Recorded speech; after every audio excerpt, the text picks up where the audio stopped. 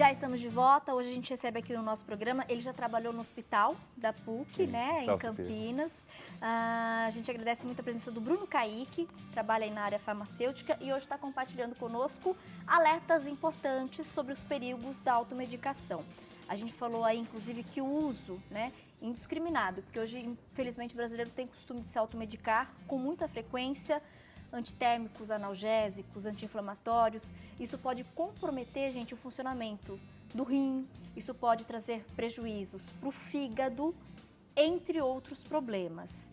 Alerta importante do bloco anterior, nunca misturar o uso do medicamento com chás, né? Ou essas misturas naturais, terapêuticas, porque isso pode cortar o efeito do medicamento ou mesmo criar uma reação e piorar o problema que está instalado, né? Potencializar e até o que era para ser um efeito terapêutico benéfico acaba sendo tóxico, né? A questão do chá verde também eu achei muito interessante que você comentou conosco. Então, quem tem principalmente problema de fígado, é bom evitar o chá verde ou não ultrapassar a quantidade de uma xícara de chá por dia, porque pode trazer riscos. Pode.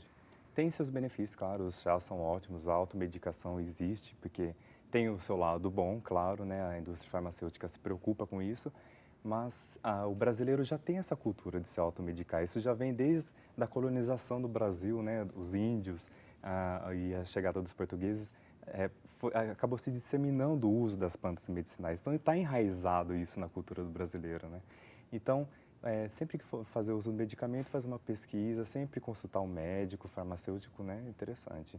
Sempre quando a gente vai adquirir um medicamento, tem lá, né? A indicação de uso, as informações que estão na bulas e aí os efeitos colaterais. Eu acho que praticamente 100%, né, dos medicamentos tem ali os possíveis efeitos colaterais. Que efeitos colaterais são esses e como é que eles acabam aí atingindo o nosso organismo? Os efeitos colaterais são as reações secundárias, que são esperadas, né, que podem acontecer. O que acontece, Bruno? Nada mais quando nós estamos em desenvolvimento, né, fetal dentro do útero da nossa mãe, nós somos como se fosse uma cebola, né, desenvolvida em vários tecidos, né, são os folhetos embrionários. Sim. Então temos a ectoderme, a mesoderme e a endoderme. Então a ectoderme ela vai fazer a pele, o intestino, a mesoderme vai fazer os vasos. Então, tudo que tem a mesma origem embrionária vai sofrer os mesmos efeitos dos fármacos. Isso é uma lei dentro da farmácia. Então, todo fármaco vai atuar dentro do tecido que tem a mesma origem. Então, se eu tomar um medicamento para dor de cabeça, ele é irmão do intestino, então ele também vai atuar no intestino. O medicamento para secar a espinha, ele também vai atuar no nosso intestino. Então, esses são os efeitos secundários. A gente quer resolver um problema em determinado tecido, mas o fármaco está lá, né? Disponível para atuar em outros tecidos também do nosso organismo. Por isso, os tais efeitos colaterais. Principalmente são quais? Então, dependendo da medicação, né? Hoje nós sabemos, por exemplo, os antirretrovirais, alguns têm um efeito colateral no sistema central, pode alterar o pensamento.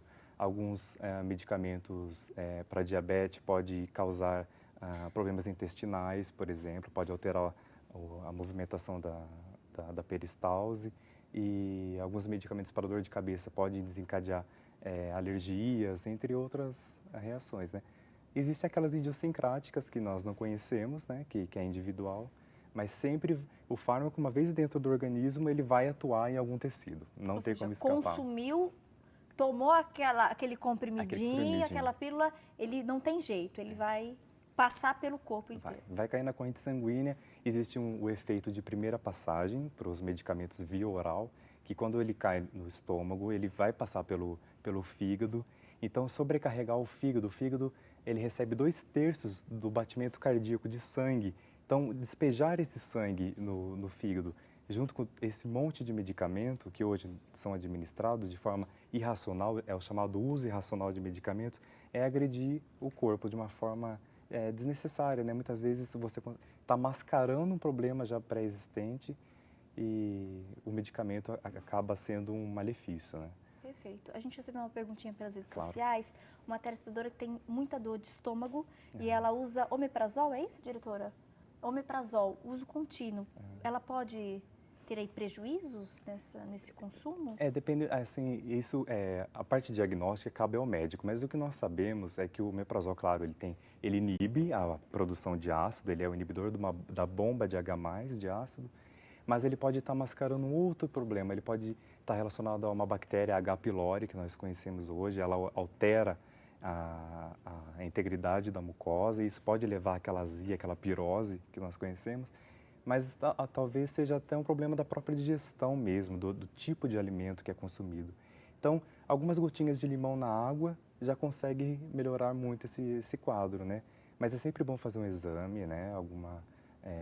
Para conseguir checar, né?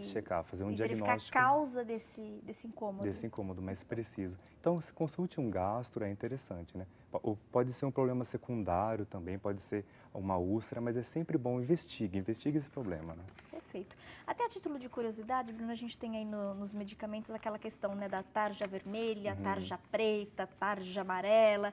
Se você pudesse explicar melhor para a gente, até para a gente entender melhor como é que a indústria farmacêutica faz essas divisões dos medicamentos. As tarjas são interessantes porque elas conseguem barrar mesmo, né, o acesso do paciente a determinados tipos de medicamentos. Os medicamentos de tarja preta, geralmente eles estão associados aos antidepressivos e precisam de um controle, precisa de uma visita mais frequente ao médico.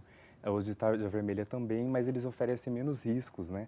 Então, por exemplo, hoje o Roacutan, a isotretinoína, é um medicamento de tarja vermelha, tem uma certa segurança, já é conhecida, mas e o de tarja amarela também tem o seu lado negativo, digamos assim, mas a tarja nada mais é do que uma forma de conter, de selecionar, de classificar o seu medicamento e o perigo que está incluso nisso, né? Os riscos inerentes à administração. O de tarja preta, digamos assim, são os que mais podem oferecer riscos. A classe a qual pertence, né? Mas todos, de certa forma, têm um malefício, não dá para Por isso que deve ser usado só com prescrição médica, sempre, com as devidas orientações. Nunca é demais, né? Agora com a prescrição farmacêutica, acho que vai dar uma aliviada um pouco, né? O médico está sempre ali competente, nos ajudando, mas o farmacêutico, esses medicamentos isentos da prescrição médica, também consegue auxiliar. Também consegue auxiliar. Ele entende bastante da biodisponibilidade, esse profissional é muito bom, né? Não ter preguiça, chegar na farmácia e pedir orientação e tirar dúvidas com o farmacêutico responsável da unidade. Muito obrigada, viu, pela participação. Para a gente finalizar, tem algum recado que você acha importante, alguma coisa que a gente não tenha comentado, que você acha que seja pertinente aí dividir com o nosso público, Bruno? O ato de se automedicar hoje é comum, né, a todos nós. Então, assim, sempre vale a pena ler, pesquisar sobre as possíveis interações medicamentosas. Se você já faz o uso de algum medicamento já pré-existente, um tratamento crônico, né, pesquise interações medicamentosas, leia na bula.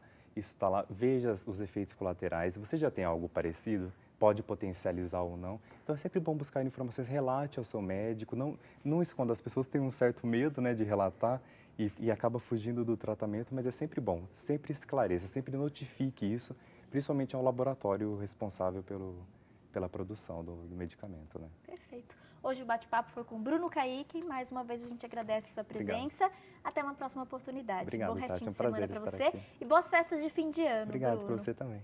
Gente, olha, praticamente já é Natal, já é Ano Novo, que a gente possa finalizar então esse ano conhecendo mais, né, sobre esses assuntos pertinentes à nossa saúde e principalmente que além de conhecer, que a gente possa colocar em prática. Tenha hábitos aí conscientes e responsáveis, principalmente quando se diz respeito aí aos medicamentos e à automedicação. Não! Procure sempre a informação, então, de um farmacêutico ou mesmo aí do seu médico de confiança. Vou para mais um rápido intervalo e na sequência a gente volta com dica de arte, com música e no final do programa tem sorteio de prêmios.